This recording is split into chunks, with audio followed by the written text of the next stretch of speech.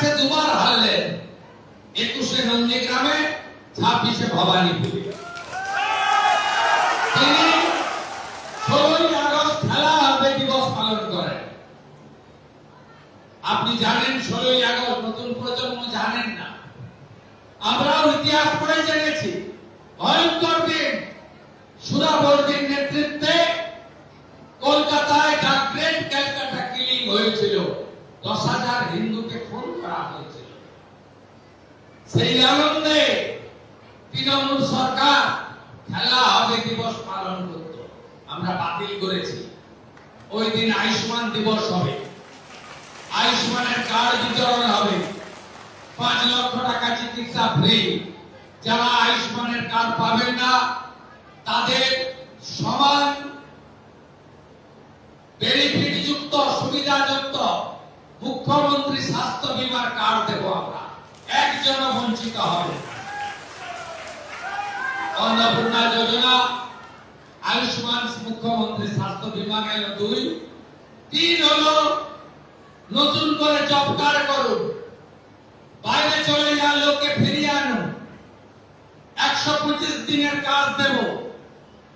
বিকশিত ভারত জি রামজি, সবাই কার্ড তৈরি করুন এবং আমরা 125 দিনের কাজ দেব, 300 টাকা ডেলি, বছরে 34,500 টাকা আপনাদের বাড়িতে ঢুকবে। নতুন করে কাজ করুন, কোনো সমস্যা নেই। পঞ্চায়েতের কাছ থেকে অর্থনৈতিক ক্ষমতা আমরা কেড়ে নিয়েছি, প্রধানগুলো চুরি করত, আর ক্ষমতা নেই এখন সচিবের হাতে। গ্রাম সংসদ সভা ডাকত না, স্কিম তুলত না, সেটা ডাকার পর আধিকারিকদের বিল এনে আমরা দিয়ে দিয়েছি। আপনাদের কোনো চিন্তা নেই, সংকল্পপত্রে যা যা বলেছি সব আমরা করব। চতুর্থ, প্রধানমন্ত্রী সূর্য ঘর, গরিব মানুষ, প্রান্তিক মানুষ সোলার প্লেট লাগান,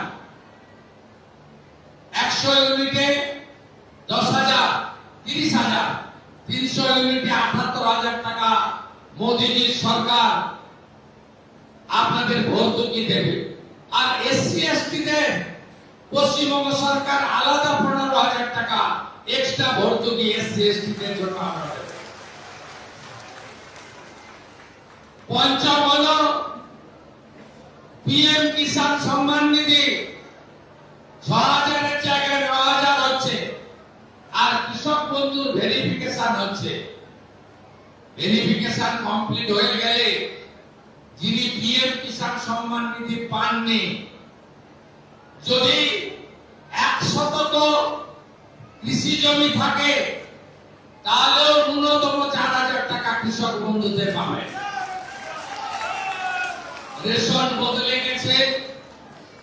আপনারা যখন প্রচারে আসতাম আপনারাই বলতেন আমি ধূপগুড়ি বাই ইলেকশনে এসেছি, আমি নাগরাকাটায় পঞ্চায়েত ভোটে এসেছি, আমি ময়নাগুড়িতে এসেছি, আমি রাজনগরে, আমার রাজগঞ্জে এসেছি, ধূপগুড়ি, আমাদের ডাবগ্রাম ফুলবাড়িতে এসেছি, পরিবর্তনের রথ নিয়ে জলপাইগুড়ি শহরে এসেছি, মেখলিগঞ্জে গত বছর একবার নয়, ভোটের আগে আমি 3 বার এসেছি। আমি মানুষের কাছ থেকে শুনেছিলাম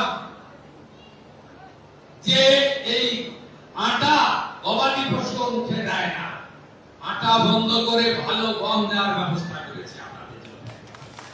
আলিপুরদুয়ারে 2টো মেডিকেল কলেজ হবে। শুধু জলপাইগুড়িতে একটা কাজ বাকি আছে, অনেক কাজই করতে হবে। আমি জয়ন্ত দাকে দায়িত্ব দিয়ে গেলাম, একটা জায়গা দেখে দেন, জলপাইগুড়িতে একটা ইউনিভার্সিটি বানানো দরকার।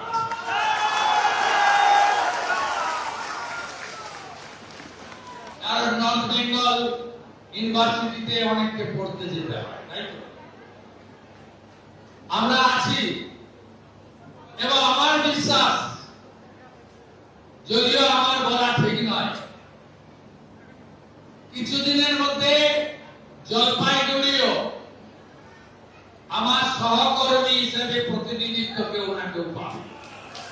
জড়িয়ে বললাম ওভাবে বলা যায়। আরো ভালো ভালো খবর দেখতে সাবস্ক্রাইব করুন বাংলা হান্টের ইউটিউব চ্যানেল। বাংলা হান্টের আরো খবর দেখতে নজর রাখুন। বাংলা খবর মানেই বাংলা হান্ট।